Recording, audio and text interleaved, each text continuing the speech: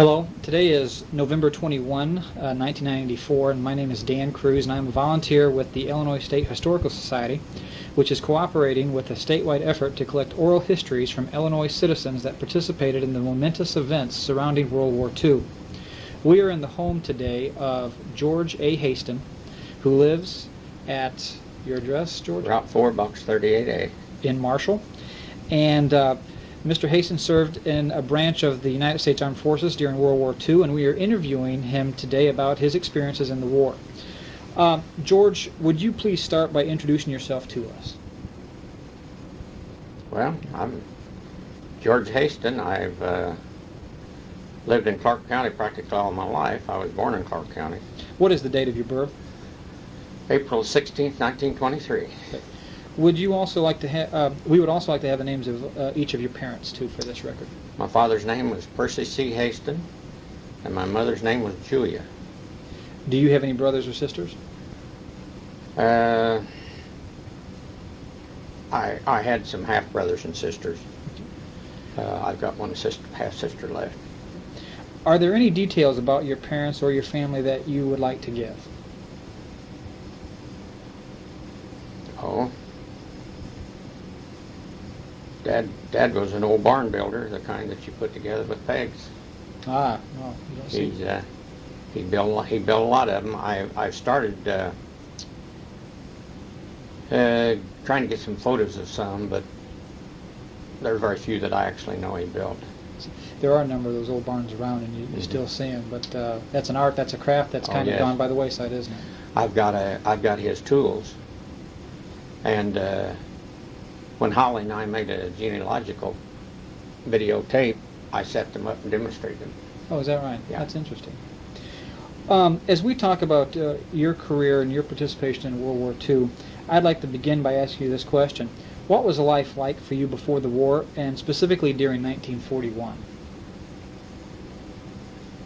Well, in 1941, in May, I started to a welding school in Oblong, Illinois, National Youth Administration School. I was there when Pearl Harbor, and sometime in 42, they sent me to Evansville to work in the shipyard. A lot of people don't realize that there was 5 inland shipyards during World War II. No, I did not know that. Well, there was some on Lakes Michigan, but there was 4 on the Ohio and 1 on the Illinois River that built ships. This is a model of what they built. That's a model of the type of ships? Yeah, that, LST. LST. And what does LST stand for? Landing ship tank. Okay. It had the bow doors that ran up on the beach, opened up. Very, what would probably be traditionally used during any kind of invasion or landing of troops and... Oh, any newsreels or anything during the war, you saw them up on the beach. Mm-hmm. The ship I was on was a amphibious ship, but it wasn't a T landing ship vehicle. Well, what thoughts do you have about the war before the United States became directly involved in the conflict? Well, you heard some about it, but I don't know. I don't guess it made a big impression. Well, did you hear the December 7th, 1941 radio announcement about the bombing of Pearl Harbor by the Japanese? I didn't hear the announcement. I learned there was a standard filling station on Archer, right down before the old Big 4 Railroad went through. And when I was growing up, I loafed there a lot. And I happened to be down there, and that's where I heard. I didn't actually hear the broadcast. Well, what was your reaction and the response of those around you when you heard this? Well, I guess my initial response was, where the heck was Pearl Harbor? I had no idea. Had you formed any prior opinion or developed any feelings about what had been taking place in Europe or Asia at this time? Not that I recall. Do you recall reading newspaper accounts of German aggression in Europe or like, say, Japanese aggression through Manchuria and China and all that area? Well, I suppose I did, but I can't recall actually doing that. Okay. I have got a front page, I think, of the Chicago or the Terre Haute Star that has a picture showing the Bismarck sinking. I have that front page. Is that right? That's I would say quite a collectible you'd have there. Did you have any knowledge of Hitler's speeches or ideas or actions prior to Not the really. No. What events led to your entry into military service? Were you already in the service, or were you drafted, or did you volunteer? Well, as I said before, I went to work at the shipyard. Before I knew it, the shipyard had me a deferment. I got to where I didn't feel right because all my friends were in the military, and I had a talk with the people at the shipyard telling them I didn't want another deferment. They told me that I had nothing to do with it. If they wanted to get me another deferment, they would. And I had quite a bit of trouble convincing them that I didn't want it that way, and I finally did. So then I volunteered for an outfit the Navy had called a ship repair unit. Since I'd worked in a shipyard, I was qualified to go in the unit with a rate. Well, I went to Indianapolis, and they rejected me, said my feet was flat. Well, they were, and they still are. But then I went to Chicago and took my examination, and I ended up what they call a selective volunteer, where I asked for the Navy. And since I was qualified, they gave me the Navy. At that time, they didn't worry about my feet. Well, now this might be repetitive, but we might want to just explain, or you might want to talk a little more about this. But we're going to move into the area of my questions revolving around your basic training. Mm-hmm. So when and where were you inducted? Chicago. Chicago. Yeah. Okay. Matter of fact, I was inducted on Pearl Harbor Day of '43. Do you have any special memories of this event? No, they just a bunch of us held up our right hand. That's all I remember. How old were you at that time? I would have been 20. What happened after you were inducted? Well, I came home for a week, and then I went back to I went to report to Great Lakes. Okay. Now, were you sent any place after you arrived at Great Lakes, or did you receive some of your training there? I took my boot training at Great Lakes, yeah. What were you trained to do at Great Lakes Naval Air Station? Well, just basic training. Okay. And that just consisted of manual of arms, etc. Right? Marching, and which the Navy is noted for, but plane recognition and some things like that. I did take a test there to see if I was qualified for further schooling. Well, what did you think of training while you were there? Well, kind of rough, but the main thing that it wasn't the physical part of it. It was seemed like the fact you didn't have a chance to get enough sleep. There was always something. Of course, you got up early in the morning and you went all day, and it seemed like every evening there was something for you to do. Some entertainment group was over on the main side, and they'd march you over there to hear a band or something like that, you know, when most of us preferred to have been in the barracks catching up on our sleep. Because, see, we had watches during the night, too. Oh, is that right? Oh, yeah. Well, if you will, run through, if you can, run through like a typical day when you were going through your basic training. Like, Well, what time would you get up, and what were some of the things that you would do? Even the mundane things of, 25 minutes of exercise. But Well, some of these are hard to remember. I think probably 5:30, I imagine, when Reveille was held. You would assemble outside the barracks, do some calisthenics, and you'd go to mess hall.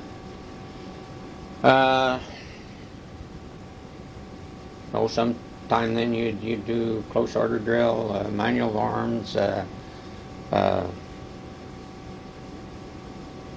some classes that like I said, one of them I remember consisted of plane recognition, where they'd flash a plane on the screen in a 25th of a second or something, and you're supposed to get so you could recognize it. Was that difficult?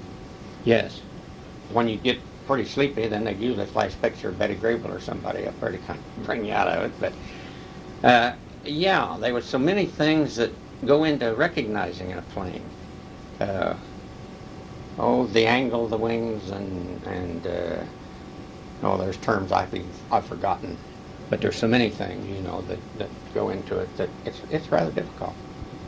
Well, while you were going through your basic training, did anything special happen there at Great Lakes?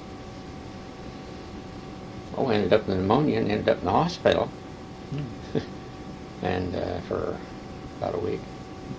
Well, tell us about any other training camps that you may have attended. Well,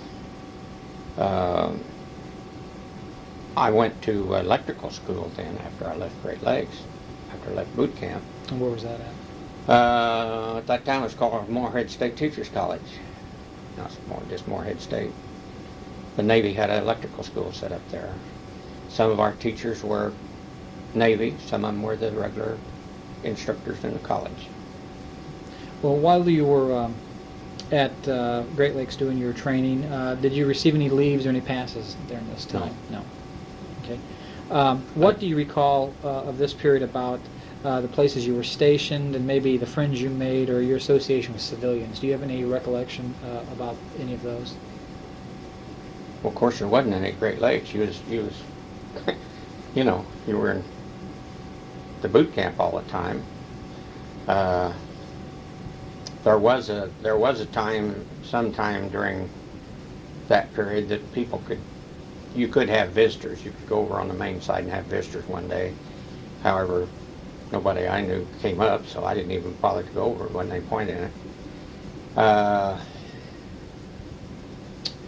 When I went to electrical school, of course there was people in that little town that you'd see uptown, it's kind of a rinky-dink place. I don't know, it wasn't very big. Not a lot of contact with civilians, really. I mean, just in the course of having to be uptown, you go to the show or eat or something, What was your military unit? Once you were through with basic training, where were you assigned? Well, like I say, I went to electrical school. The class I was in started out at 150. Graduation, it was 138. I was shooting to be in the top 10% because I got a stripe, third class stripe. And so I graduated 9th in the class, which was good enough. They sent me to the Brooklyn Navy Yard to another school on gyro compass. And then I was the only one aboard the ship that had been trained with gyro compass. With the, you said the school started with 150 and then there were 130. Some flunked out, some for various reasons, some probably got in trouble, and some things, so the attrition was down to 138, as I remember. So, again, by the time you left all your training, your assigned duties were your electrician? There in the school? Yeah, or... Well, of course, I was a student, but then we had some other duties. There's always watches to stand around any kind of a military installation, and we stood watches, shore patrol downtown and things like that. Okay, as we move into completion of your boot camp experience, and as we move as you advance toward the conflict, I need to know some of these questions here. Where did you go after completing your basic military training? Let's say after the Brooklyn Yards. Okay, well, I graduated from gyro school. I went to Newport, Rhode Island. That had been a boot camp, but at that time there was no longer training boots. It was what did they call it? Well, anyway, it's a place where they assembled ship's crews. they brought people in and assembled a crew for this particular ship or this one or so forth and so on. And I was there from about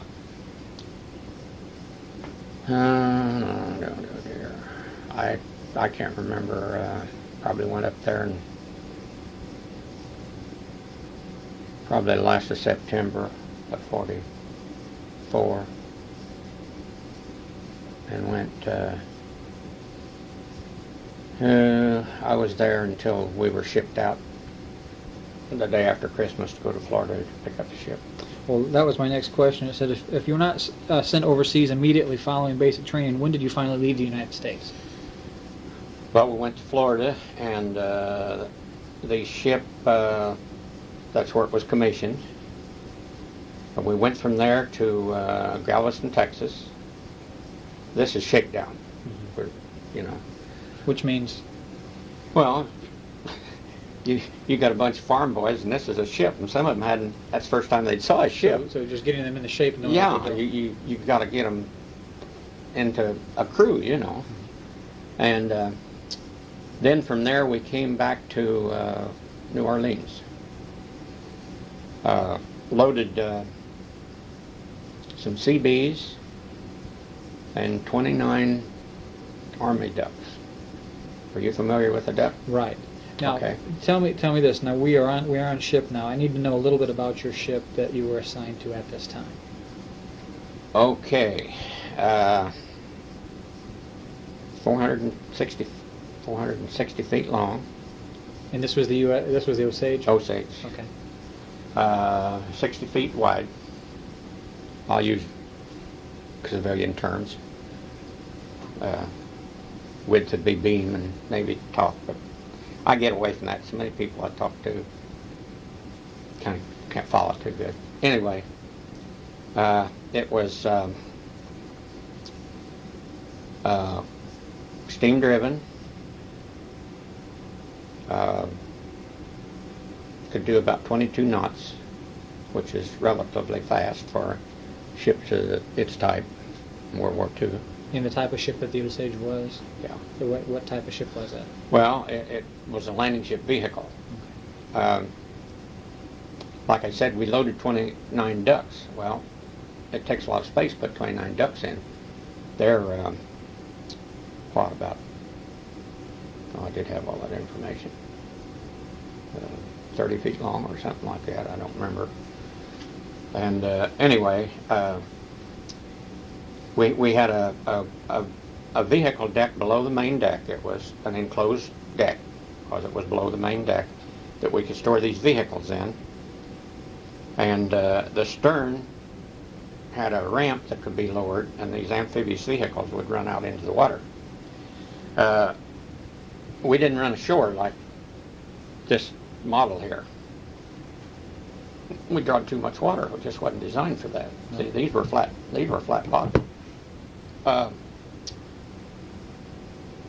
And we would go in close to the beach and let amphibious vehicles out in the water, and they'd go on into the beach. So they would leave the rear of the boat and circle. Yes. Okay. Yes. Now, would this type of ship would it travel in conjunction with troop ships, or would there be troops stationed on your ship? Yes. In particular, when we went to Okinawa from Hawaii, we had half of the military government that would take over in Okinawa after it was secured. I don't recall how many. Maybe there were 500 of them.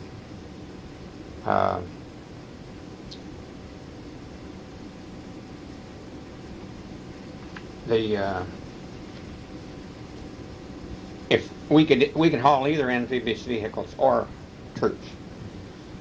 We had bunks that could be set up in this vehicle deck, and we could haul on the order of 2,000 troops. Oh, is that right? Normally we haul vehicles and some troops. We'd haul some troops, just like this time. In fact, when we left New Orleans and went down the canal, we carried CBs, I think 500 probably CBs, and then these ducks to Hawaii. Funny thing, when I when I in '93, when I was working on the reunion, I had notices put in a lot of newspapers and magazines and things, and I got a letter from one of these Seabees that had rode from New Orleans to Hawaii, and he said, well, he saw that and he just wanted to let me know that we'd give a 17-year-old his first shipwright, Oh, is that which right? kind of neat, you know. Yeah. And but we did travel quite a bit by ourselves out in the Pacific. We were fast enough that and by zigzagging, submarines wasn't the menace that could have, you know, for a slow-moving ship. Right. What was the crew, the number of crew that was on your ship? Around 440 during the war. Now, after the war, that was reduced quite a bit because you don't man a lot of things that you do, you know, the guns and stuff.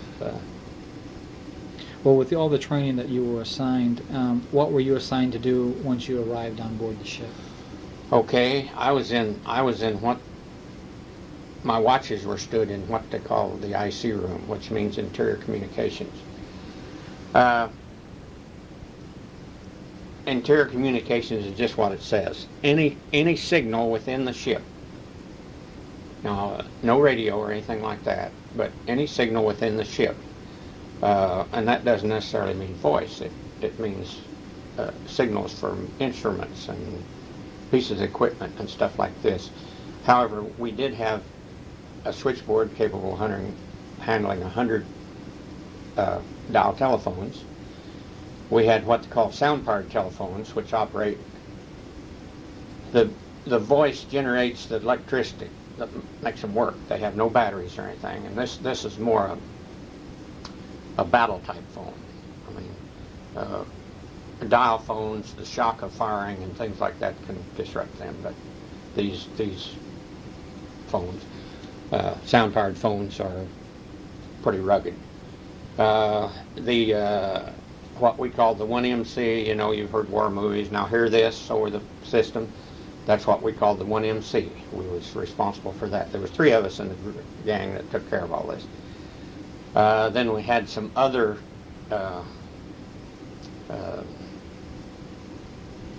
communication units between important places on the ship, like the bridge, engine rooms, navigation, after steering, and things like this. That was a intercom type thing that we took care of. The compass, of course, I've been to school, and well, signals between the wheel on the bridge and the steering engines, and all kinds of things like this. While you were serving on board ship, and you're a full-fledged sailor now, and you know, So. And well, tell me, what did you think of the nation's military or the war efforts up to this point? How the United States was doing? What was your attitude about that, or your thoughts concerning the war effort? Well, especially when we got to Pearl Harbor, it was wall-to-wall ships. You just almost the ship had to leave to make room for one to get in. Well, did you see any of the wreckage that was left Yes. over? What did you saw? Some? Oh, the Arizona, of course, was still practically like it was when Pearl Harbor was over. Did that have any kind of emotional effect on you when you saw that, or? Well, I suppose it did, but you kind of learn to take stuff in your stride, you know. The Utah, of course, it's still there. And Mud and I went out to Hawaii in '81, and I couldn't get over going to Pearl Harbor and hardly any ships there. I mean, it just kind of made me feel bad, you know, after remembering it, you know, just being full of ships. It had to be an awesome sight to see the naval power of the United States in yeah. that one location. Do you have any other thoughts about the war effort at that time? Did you see training of troops? You know, the mightiness of the United States. You know, it had to be kind of overwhelming. You know, like you say, when you saw the ships. Well, and of course, we saw very little. Well, in Hawaii, we did some training with another ship. and they had gunnery practice and things of this nature. The one bad thing about that was I was below deck. I didn't see a lot. Oh, sorry. I hear a lot of things at these reunions. It's very interesting because there's stories people tell that was up where they saw things, you know, and it makes it kind of fascinating. And but old places like Marshall Islands, there was a big anchorage there, you know, that was just full of ships when we got there the first time. A little awe-inspiring, I guess. Oh yes, as far as you could see. Tell us about your experience of entering your first combat zone. Well, that was Okinawa. Like I said, GQ, General Quarters, that's battle condition. All my stations were in the IC room, and that was below deck. A lot of things. All I heard was a lot of noise and the ventilators bring a little gun smoke down, you know. And the chaplain sometimes would get on the public address system and kind of give us a running account of what was going on. Do you remember the name of your chaplain on the ship? Murray. I've got in there somewhere. I won't take time now, but I got his name. He was. So I want to make sure that we do get this on recording, that you are presently the secretary for your reunion group, and you're putting together a book, I understand, of the ship's history and et cetera, and the experience during World War II. Yeah, and like I told you earlier, the short biographical sketch of the captain, and just anything that I've run across, I'm going to have to limit it some. Sure. But well, as you are aware, that this information will be archived in the Illinois State Historical Society in Springfield, and we'll also keep a copy locally. But I would certainly like to get a copy of that to include with this, and whatever expense there is. I don't want you to worry about it, but I think that's kind of important kind of thing as part of the history of this. Can you list for me, in order of occurrences, all the combat action in which your ship was involved? Okay, I was in one battle, and that was Okinawa. We got there the 11th of April. See, the initial landing was April 1. It was relatively easy, the initial landing. But the time we got there, they really had them stirred up. See, that's when the kamikaze started coming down, and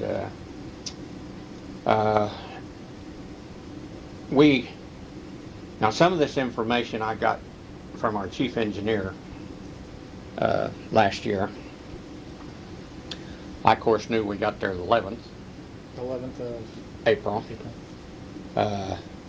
We left the 16th, which is my birthday, and I said that was a wonderful birthday present. But some of these things I didn't know, but until I corresponded with him, and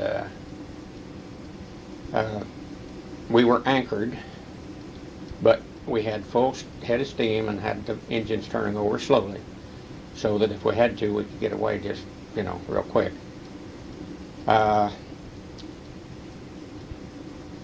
The talk was that when we were there in this bay, that there was 1,500 ships there. I do know, as far as you could see, it was ships, just all over the place. We started to unload.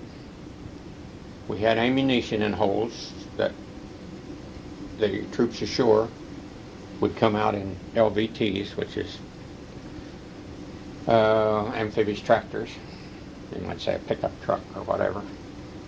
And would pick up this ammunition. Well, you have to open your hatches to get this out. Well, at general quarters, all hatches are closed. And we wouldn't any more than just about get the hatch open till here come another kamikaze, and they'd start to close the hatch. We weren't getting anywhere. So what they did, they modified the general quarter status and manned the guns, left all the other watches and like the normal steaming watches. Well, 3 of us in the IC room, one man at a time only had to be there. And that let the other 2 go up and rubberneck.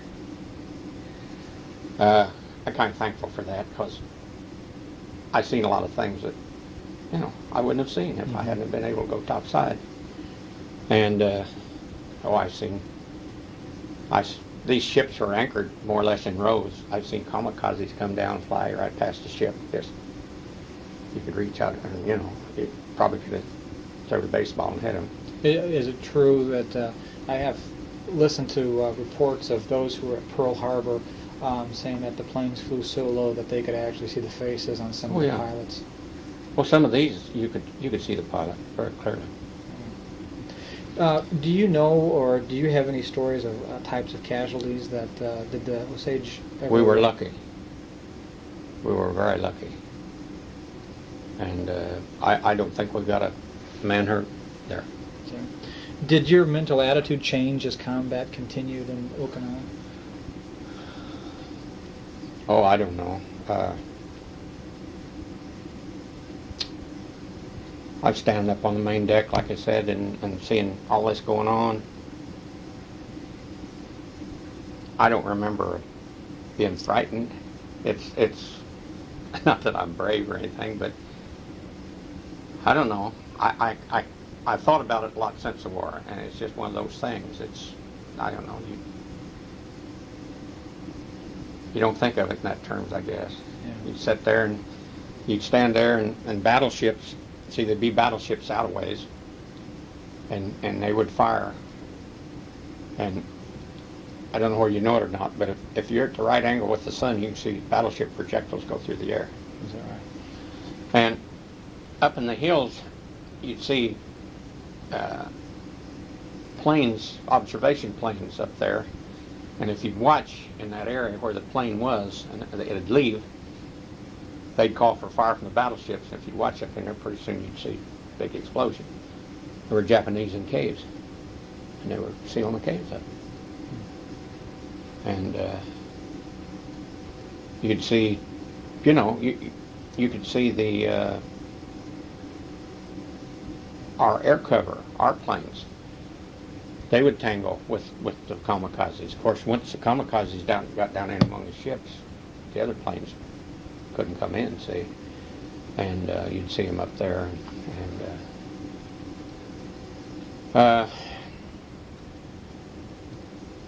It's had to be awe-inspiring. I mean, just I don't mean to be putting words in your mouth, but I mean just I'm sure it's a real, but it's also at the same time a very unreal experience. It's I don't know. You kind of take on the position of a spectator, I guess you'd say. I don't know. Of course, when I was topside, I wasn't doing anything. I was just up there looking around. Mm-hmm. Because, like I said, my station was below deck, and I'd go down, and one of the other guys come up, kind of see what's going on, Well, what did you think about the war so far? We're in April 1945. Did you see that, boy, this thing's going to be wrapped up soon? Or you probably, at that time, you probably knew a little bit about things in Europe. Looked like they were wrapping up pretty rapidly. Did you ever hear a slogan that they had in World War II in the Pacific? The Golden Gate in '48? No, I didn't. I never heard that. Yeah, I heard that. I've heard that several times. So basically, you were looking at we'll be back home in San Francisco in 1948 then.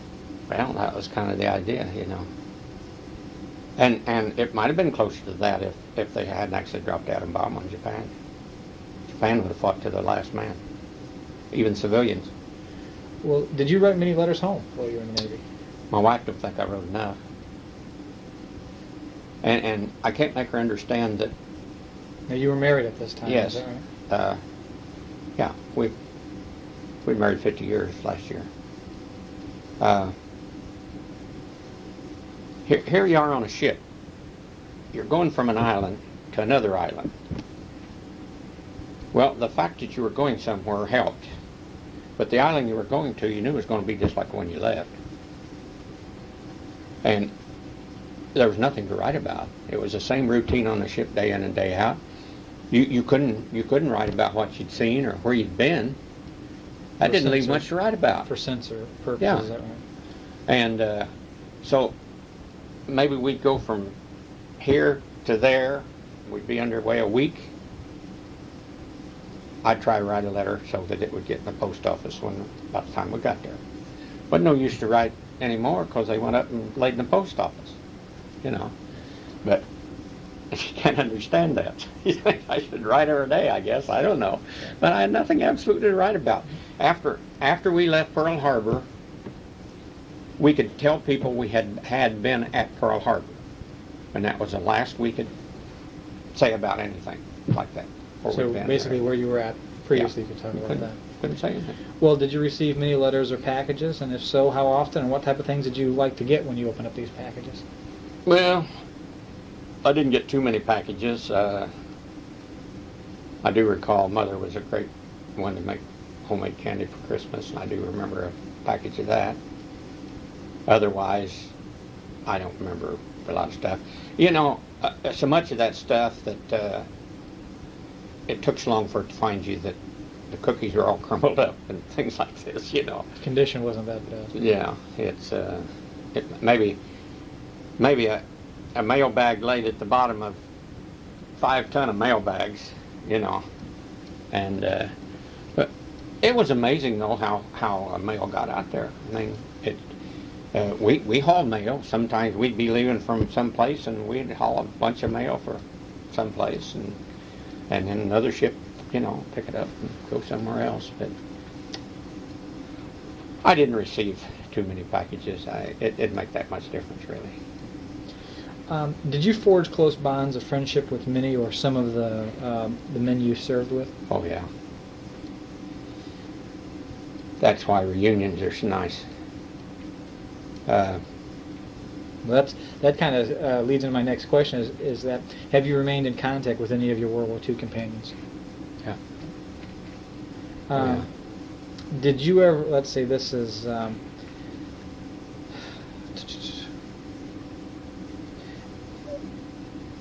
I guess we're moving into some things that are that I don't think are relevant to your experiences, but this is kind of a strange question, but I want to ask this to you. What was the highlight occurrence of your combat experience that you remember? I know we shared some experiences. You know, you were below deck a lot of times, and you appreciated the opportunity to get on deck and see. Yeah, really, I'd say that was the highlight. A chance to actually see something, you know, I mean, something happen. To see those battleships fire a big cloud of black smoke, and you know. Were they very loud? No, they were several miles away. See, not really. Mostly the thing that was spectacular to me was the smoke. they shoot a lot of smoke. That powder they use must be black powder, I guess, because it really makes a bunch of smoke. Did it darken the sky at all, or Well, around the ship itself, you know. I mean, it didn't. You know, it was just around the ship. Well, tell us what you and the other men on the ship did to celebrate America's traditional family holidays, such as Thanksgiving and Christmas.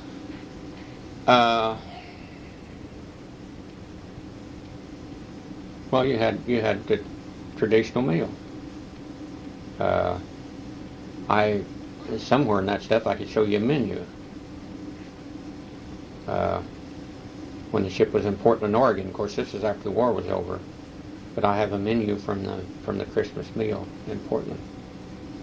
Do you remember what you had? Was it different when you got back on land? Were you happy to the traditional home cooked meal as opposed to the Army well, or the Navy of course we rations? didn't find many home cooked meals when we got back to the States. We were on the West Coast, see, and home was clear over here in the Midwest. The thing that about the food when you got ashore was milk. Of course, you didn't have milk out there, and I think everybody go to a restaurant, they'd really hit the milk. Is that right? Yeah. When and how did you return to the United States after the end of the war? Well, we returned several times to the States, but then we go back to the Far East and bring back troops. Matter of fact, we were in a shipyard in Richmond, California when it was announced the war was over. What was your reaction to that? Well, mud was out there. We were downtown. We'd rode a cable car and went in Chinatown. There was some rumor on the cable car that some announcement was going to be made, and people thought maybe that's what it was. We hadn't any more than hit Chinatown. All those Chinese ran out shooting firecrackers. It's kind of exciting when you know you're kind of tuned to that kind of stuff. But I knew that we were in a hotel over in Richmond. Something just told me we'd better get back over there. But people went nuts. I mean, they broke windows and looted liquor and everything. So we went back over to Richmond, got off the street, and probably just as well. But you know, people went berserk.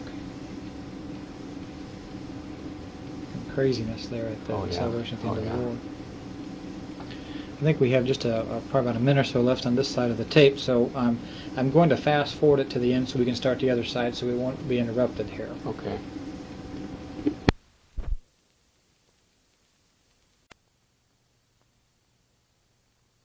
As leader here. Okay, you're back in the United States, and you hear about the end of the Second World War. So you're off the streets, so you're not caught up in all the violence and looting and all the craziness that accompanied the people celebrating the end of the war.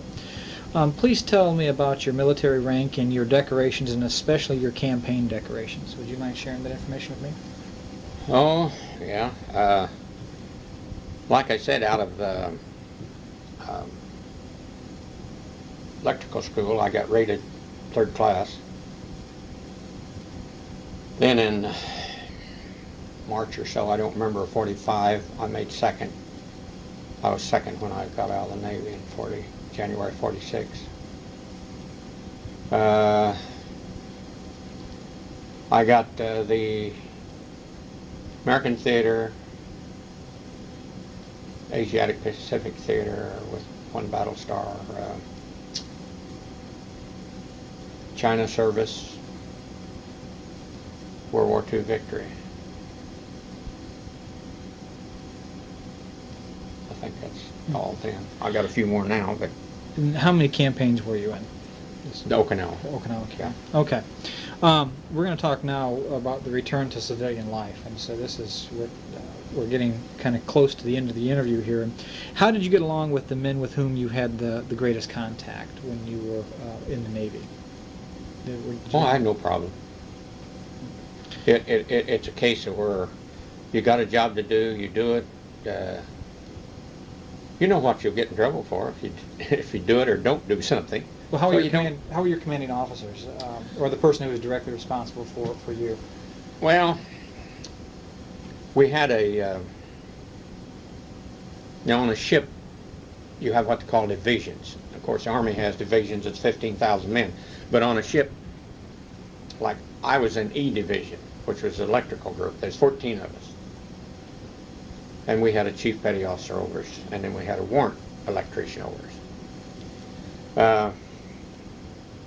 The chief had served the hitch back in the early 20s.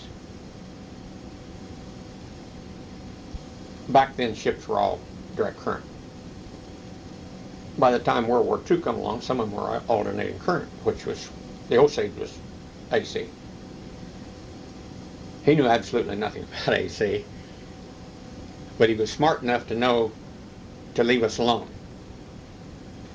We had been to school, we knew the theory, we could figure things out. And basically, he'd muster us in the morning, and he'd be in the chief's quarters. we needed him, we knew where to find him. Our first warrant was a little short, I'll say, Dutchman. He was Dutch. Hoffel. That's definitely. See, warrants come up through the enlisted ranks. Anybody that comes up through the enlisted ranks to a warrant or a commission, there's two kinds. There's the nicest guy or the guy that isn't. Some of them it goes to their head and they're hard to get along with. Others remain enlisted men at heart. He was an enlisted man at heart. He was the nicest guy you ever saw. I remember one time we had a desk in the IC room and a chair, and we'd write letters sitting there at that desk, and I had a letter laying there one day. Well, you left them unsealed, and they'd go up to the post office, and then the officers would censor them. Letter was laying there. He picked it up, looked at the address, and it was addressed to Maud. Took a pen out of his pocket, and over there in the corner where the censor stamp went, he wrote his initials. And then the censor stamp would go over that, see. Well, he said, hey, you go ahead and seal that up if you want to. He said, all three of us, he's talking to all three of us, said, anytime you write a letter, he said, I know you guys are smart enough not to write anything that you're not supposed to. He said, I wouldn't want people reading my mail. And he said, if you'll leave your letter lay here on the desk, he said, seal it if you want to. He said, I'll initial it. And I can't speak for the other two, but I wouldn't have put anything in there I wasn't supposed to under any condition, you know, a nice guy like that. He had a lot of sea duty, and he got transferred, and we got another guy that, well, he wasn't like the first one. But we got along with him okay. You know, it's a case of where you do what you're supposed to, and you know. Well, were there things that you would do differently if you could do them once again? Your naval experience?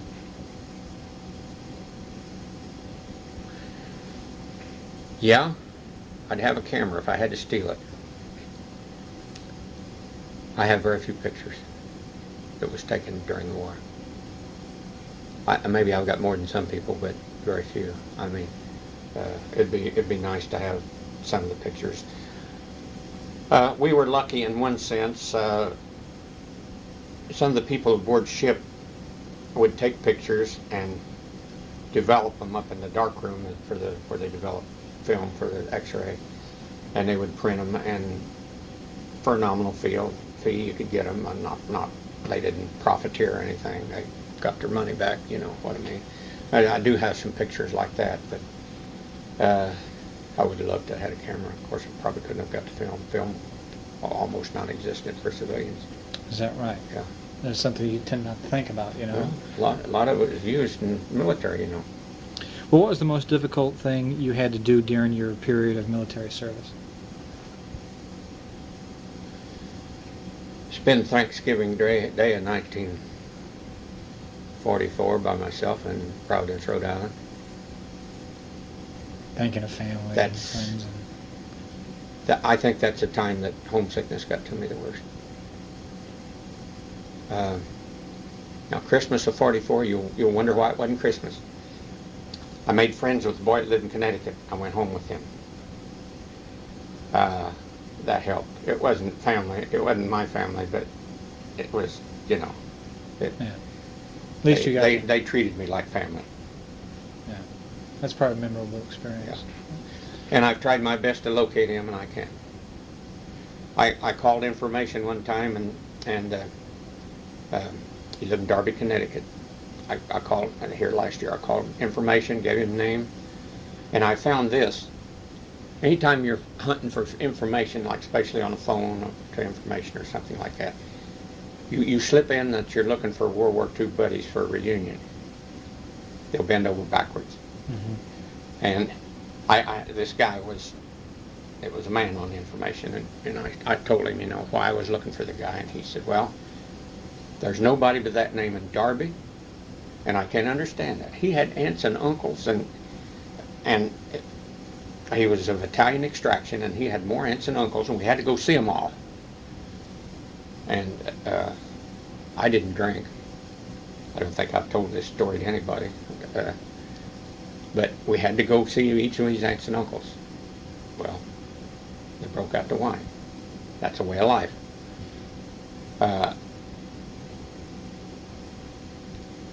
I knew I had to take a drink with them, or they don't understand people that's that way. You know. offend them. Or, Yeah. And he had too many aunts and uncles, and by the time I got back home, I was kind of a bad way. And I remember his mother got the biggest kick out of that because I had been there one other time before that with him, before Christmas. And I much as drank a beer, you know. And she knew what happened. And it was funny to her, see. But anyway, it's, I started to say, this guy, information, he said, oh, wait a minute. He said, I'll run the state of Connecticut. So he punched up state of Connecticut, and I said, I still don't find anybody that name.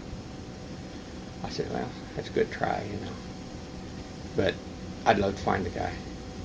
Maybe he's gone. But you'd think, I mean, the family name, you'd think there'd be somebody around. What was his name? Burnoso. Burnoso. Burnosso. And it's just one of those people that I didn't know him before I got up to Newport and making up the ship's crew. But you make some close friends. They come about as close to some of them being brother as they can. You know, it's hard to explain. Sure. But sure. That's the only way I can explain it. Well, is there any one thing that stands out in your out as your most successful achievement in the military? Well, this was after I joined the reserves later after the war. But I don't know of anything. I don't know of anything that stands out. Well, the only thing was electrical school. See, electronics and stuff had been my hobby ever since I was in high school. I would probably have made better grades in high school if I hadn't been so interested in radio. Probably thinking about this more than I was some of the stuff I should have been thinking about. But I had done a lot of this hobby. I had taken an electronic course before I went in the Navy, a correspondence electronic course. And of course, like I said earlier, I was bound I was going to get a third-class rate out of school. And you had different classes. You go to different classes during the day. Like one was a math class, one was small tools. And this is the thing that amazed me. Why they had to have a class to teach you how to use common small tools. But there was boys in the big city had no idea. They didn't own a car. They was in an apartment. Somebody else done any maintenance. They had no idea. You know, it was almost shocking, you know, to think that somebody, farm boys and people like that, we'd always tinkered with stuff, you know. But anyway, we had a theory class, lab class, and I suppose they were about a normal period long in college. I don't remember. But of course, like I said, I was working for that crow.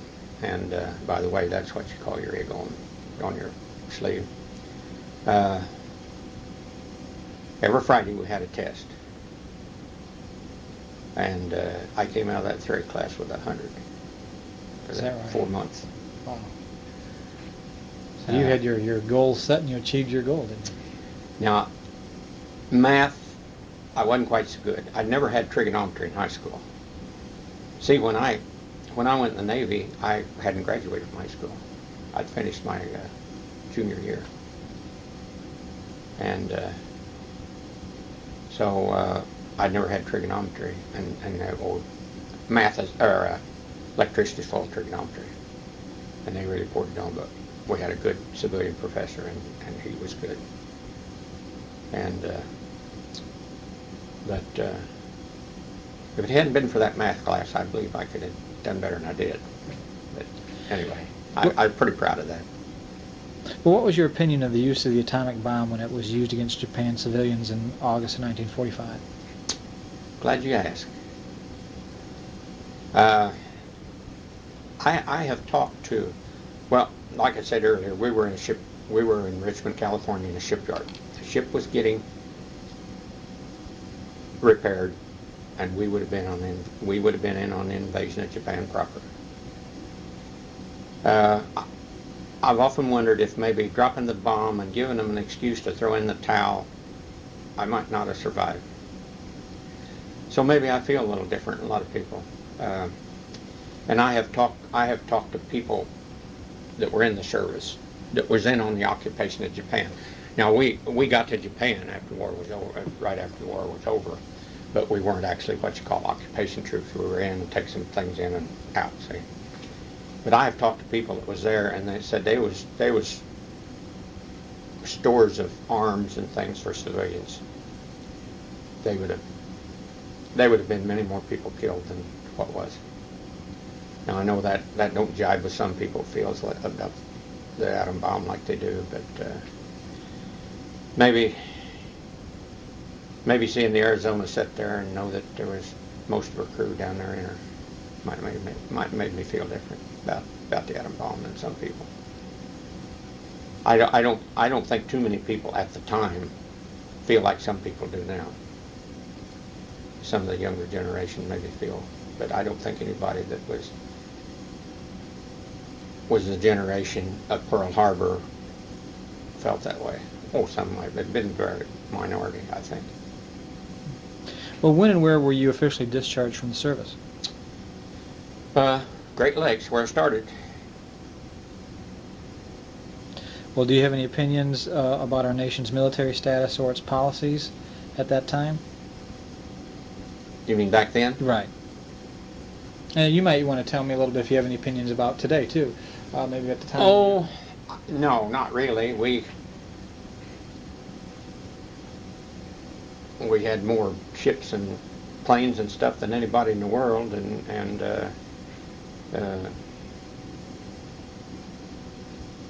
you know, there was no question then that we had got the job done. Of course, we didn't know the Cold War was coming up. However, some people seemed to wonder about Russia. My father was one. I've heard him make the statement that maybe we ought to help the Russians a while and then help Hitler a while and just let them fight it out. You know, maybe history proved him right. I don't know. Well, do you have any contact with the Veterans Administration? Not. No. No. Let's see.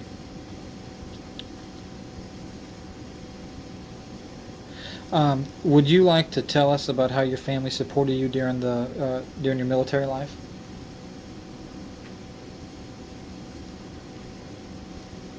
Well, writing me. That's about all they could do, I guess.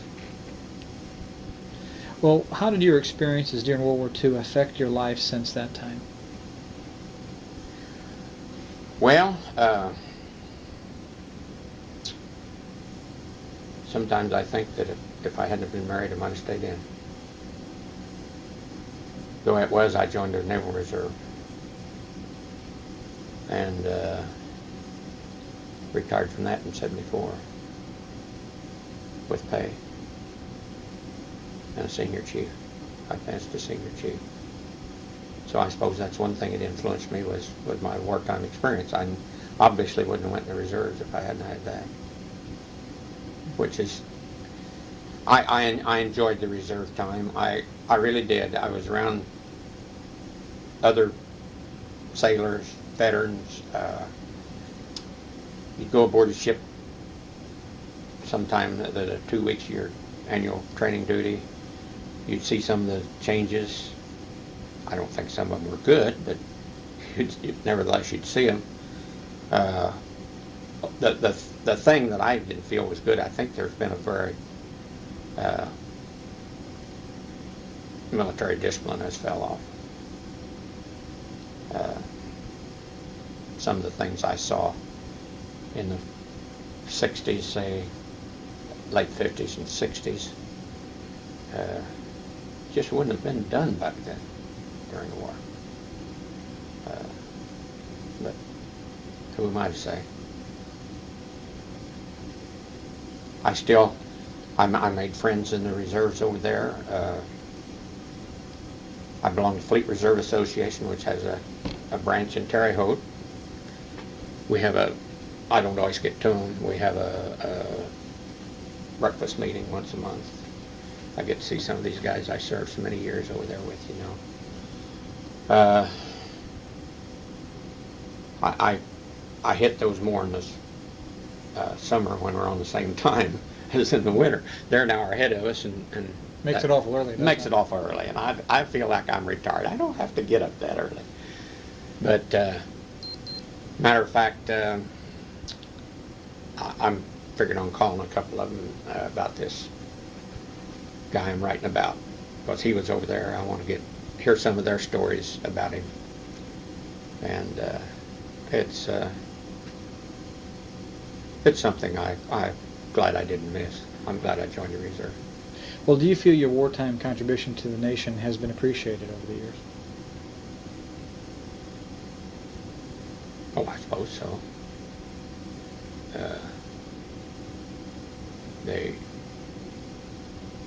It's just like this reunion that we had last September in Mayfield, Kentucky.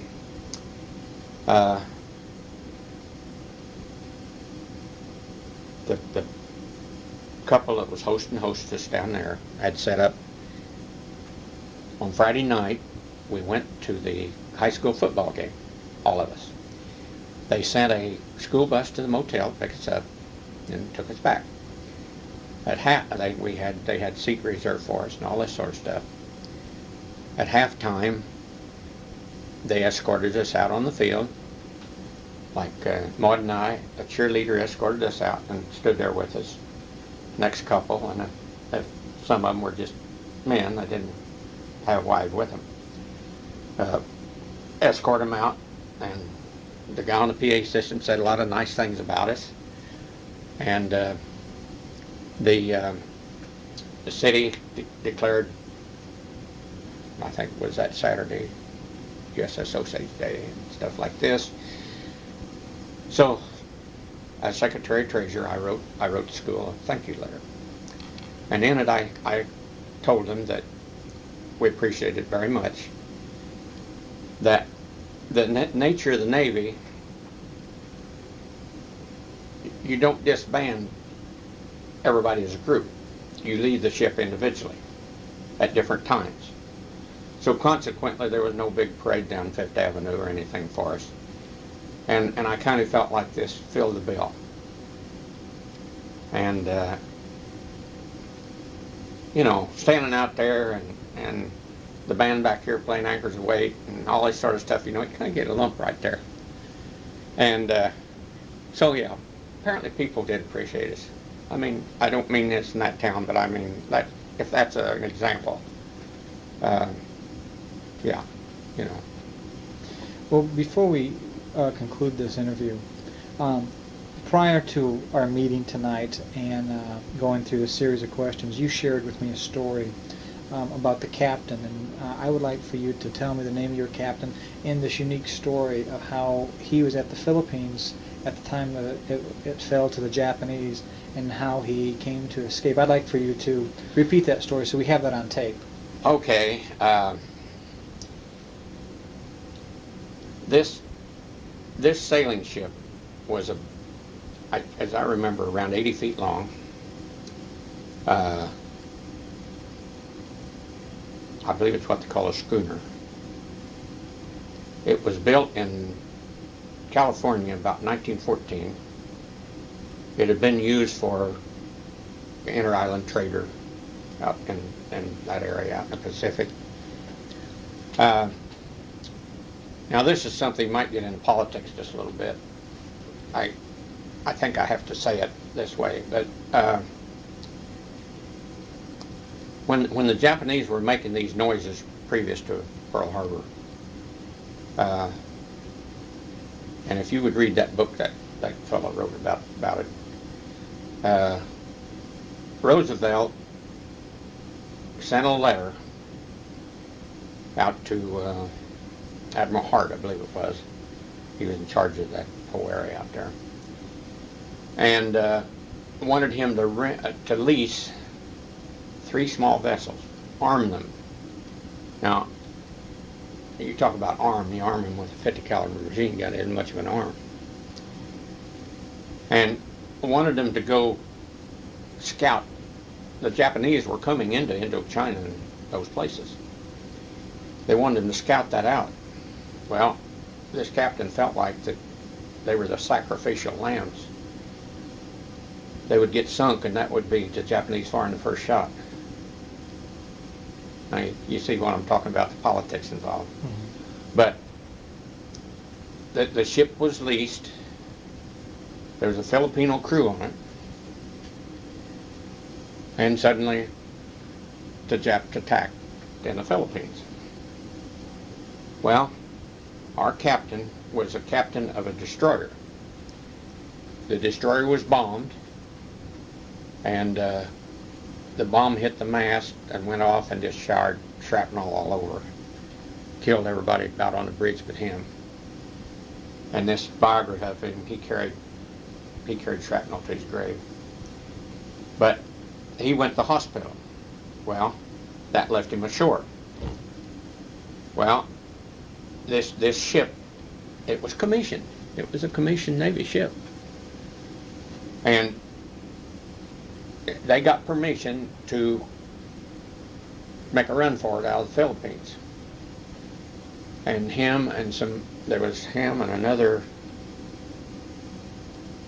U.S. Navy officer, a Dutch naval officer, and some enlisted men were considered passengers.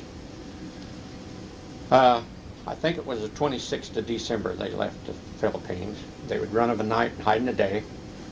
Oh, by the way, they found a bunch of green paint painted green with swabs, mops, just anything because in the daytime they'd run in close to shore and they'd kind of blend in with the jungle, and everything. And they made it to the Dutch East Indies. Well, our captain got off there. The rest of them went on to Australia, 4,000 miles, 4 months. He got off there because he was an electrical engineer. And they were still they had a shipyard there I can't pronounce the name of the town in the Dutch East Indies. And they needed him there. So he stayed there, but he got out on one of the last planes and flew to Australia. But, there's something. It's a shame we didn't know this back during the war. I would have loved to have heard the man tell about it. But I find out about it after he's deceased. He died in '69. And so this fellow that wrote the book, he's a retired rear admiral. Of course, after you do something like that, you're going to make admiral before you retire. And I corresponded with, of course, I think I might have showed you the letter there when I was leafing through. And it makes quite a story. The ship was used in 1938 to make a movie called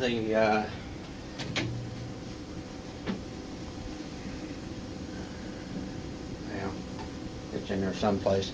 It's called The Hurricane. The Hurricane. Dorothy Lamour and John Hall. And it was used in the movie, and it's a classic, so it was put on tape, and I got a copy. And I wanted to see it under sail. So the movie, the ship that was used, the sailing ship that was used in that movie, was the one they escaped on. Is that right? That's a fascinating story. Yeah. It's I got it because I wanted to see it under sail. You may see that there's something about a sailing ship that fascinates me. Maybe I was born too early or too late. I mean, there's just something about a sailing ship that's beautiful. That may be heresy, a steam sailor, but I feel that way. But the book's called Cruise of Lanakai, and the author is Kemp Tolley. The library found me a copy of, I think, University of Illinois. It is out of print, but That's just a fascinating story. And you ought to read it. I mean, it's something else. It's really something else.